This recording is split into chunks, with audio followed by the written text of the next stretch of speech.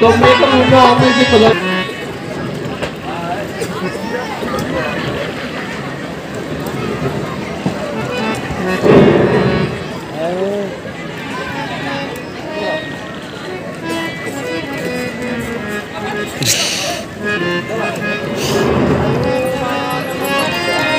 हनुमान मन मंत्री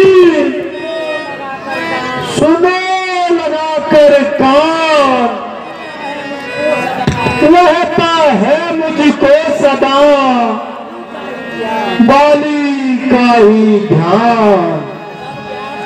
हनुमान जी सब ज्ञात है तुमको, बाली ने जो मेरा हाल बनाया है, धन भैरव सारा छीन लिया और घर से मार भगाया है। किस किंदा पर है बास मेरा और कष्ट अनेकों सहता हूँ, फिर भी उस पापी के भय से भयभीत सदा ही रहता हूँ। है चैन कहाँ उसके मन को, जीवित हूँ जब तक दुनिया में, दिन रात लगा ही रहता है वो मेरे प्राणों की चिंता में। हनुमान जी ध्यान से देखो, वह देखो, वह देखो तो बलवान युवक हाथों में तीखे बांध लिए, इस ओर बड़े ही आते हैं लड़ने का कुछ सामान लिए। अनुमान मेरा ये कहता है बाली के भेजे आए हैं, प्राणों के मेरे ग्राह्य हैं, षड्यंत्र रचाकर लाए हैं। इसलिए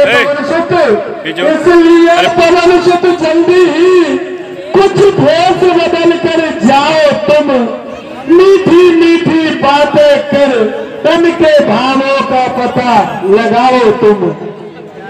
फिर भी यदि निकला कहीं सत्य मेरा अनुमान, देना कुछ संकेत तुम, भाग बचाओ जान। महाराज आप कोई चिंता न कीजिए, मैं अभी ब्राह्मण का रूप धारण करके जाता हूँ और उनके भावों का पता लगाता हूँ।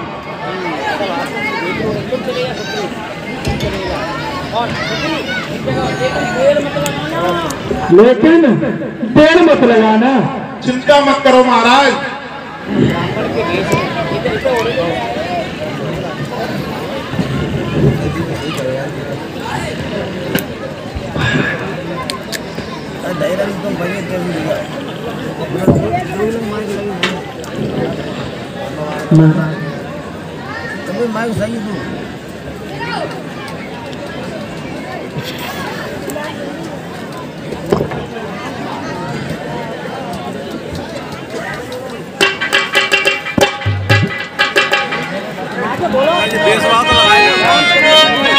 बेस लगा लो, बेस बेस।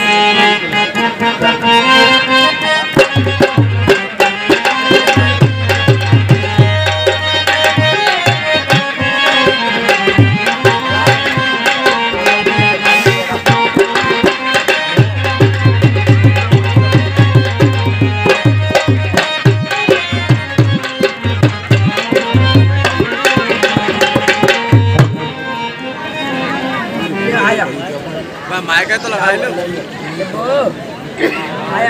महाराज आप कौन हैं?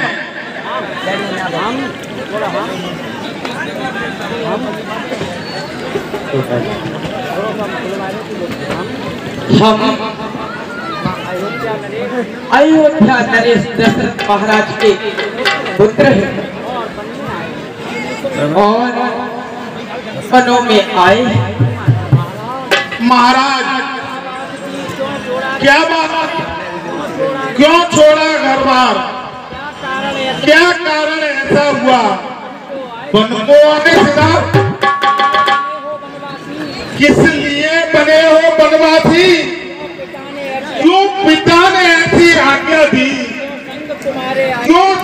तुम्हारे आए हैं भ्राता लक्ष्मण और सीता के।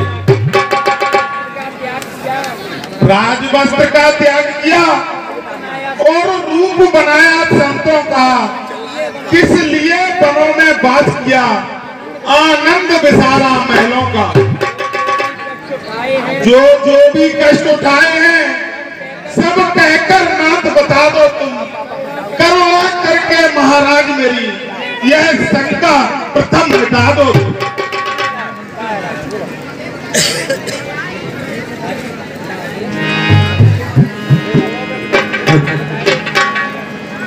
सुनिए, हौसले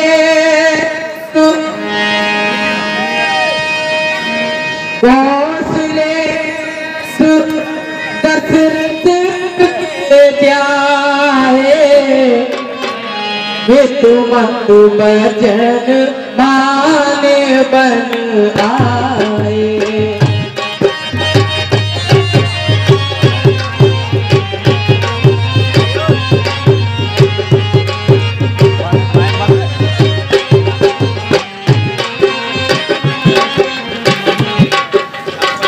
और सुनिए भक्तराज, बंद है माइक, जाला बंद हो। इसी समय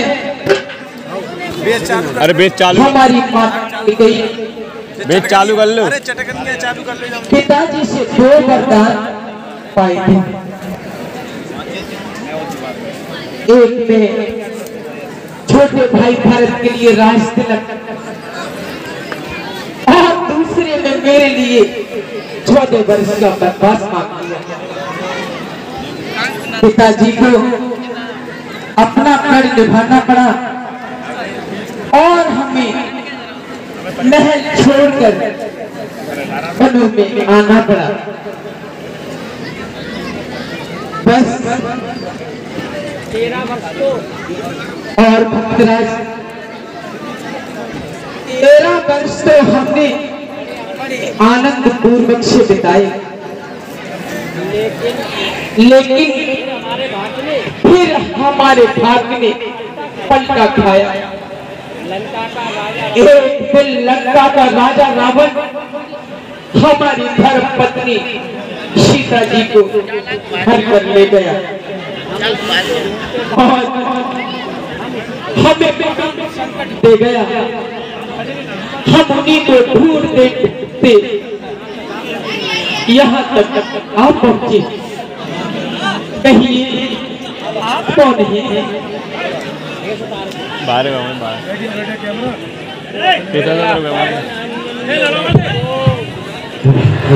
पवन अंजलि सुत प्रभु हनुमान है नाम, वानर जाति है मेरी और किस किंदा है काम।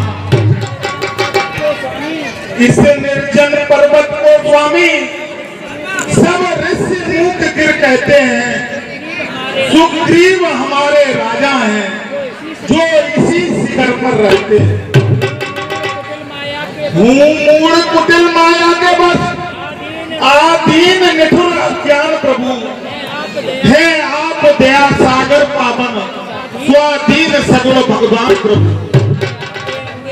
माया के अंधे जीवों को भव सागर पार किया तुमने, संसार भार हरने कोई स्वामी अवतार लिया। जो मन में भाव हमारे हैं स्वामी अंतर्यामी जानो, मुझ नीच अपावन को पवन चरणों का ही सेवक। हनुमान जी, हमें आपसे मिलकर बड़ी ही प्रसन्नता हुई कि भगवान को धन्यवाद है कि आज हमारे मन को पूछने वाला तो कोई मिला। महाराज आप कोई चिंता न कीजिए, किष्किंधा पर चलकर महाराज सुग्रीव को अपना दर्शन दीजिए। जैसी तुम्हारी इच्छा हो। चलिए प्रभु।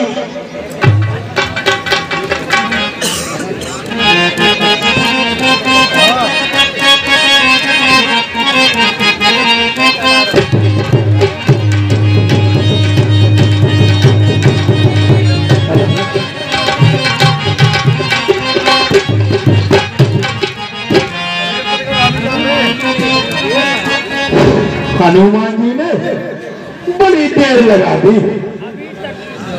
अभी तक कुछ भी पता लगाकर न लौटे।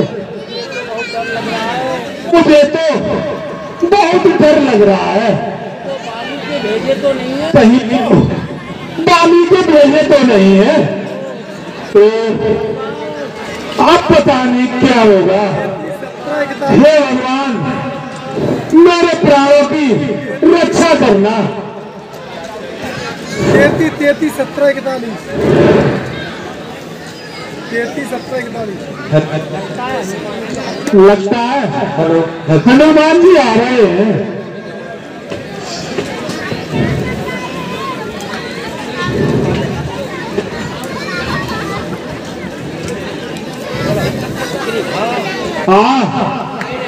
ओ भाग्य, जो आपने दर्शन देकर मुझे कृतार्थ कर दिया।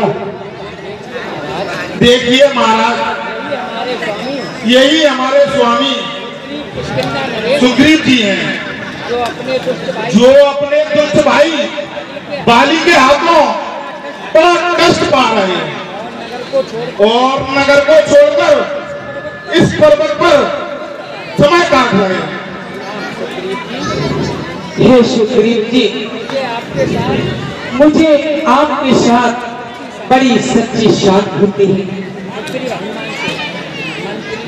हनुमान जी, मुझे भी तो इनका परिचय कराइए। महाराज, ये अयोध्या नरेश श्री दशरथ महाराज के राजकुमार हैं, किंतु आजकल समय के प्रभाव से बड़े लाचार हैं। इनका नाम राम और ये इनके छोटे भाई लक्ष्मण जी हैं। महाराज, ऐसी क्या वजह हुई जो राजलोक का त्याग करके बनाना पड़ा और इतनी सी छोटी अवस्था में सन्यासियों का जीवन व्यतीत करना पड़ा? हे सुग्रीव जी,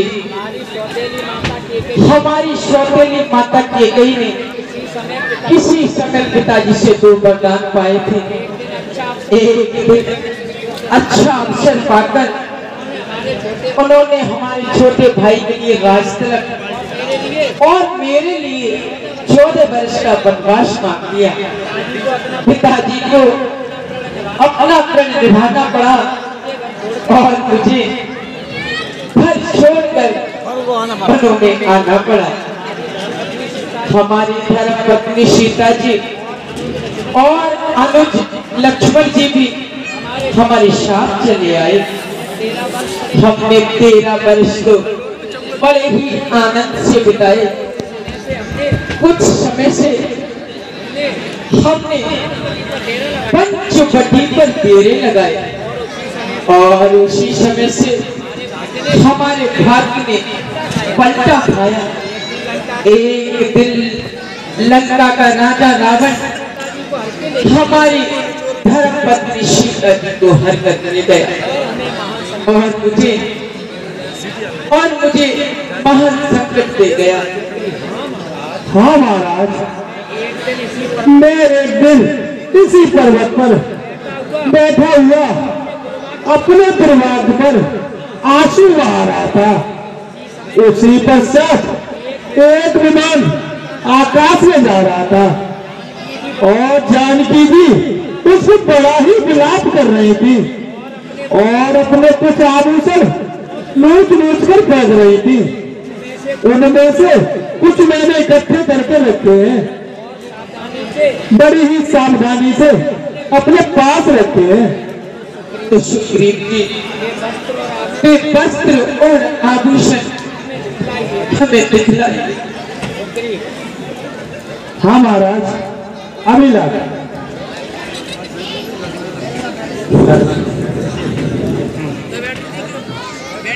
ये लीजिए महाराज। हाँ हाँ, ये उसी साड़ी के टुकड़े हैं। ये उसी माला के मोती, ये उसी हाथ का कंगन है ये उसी माथे का तिलक है।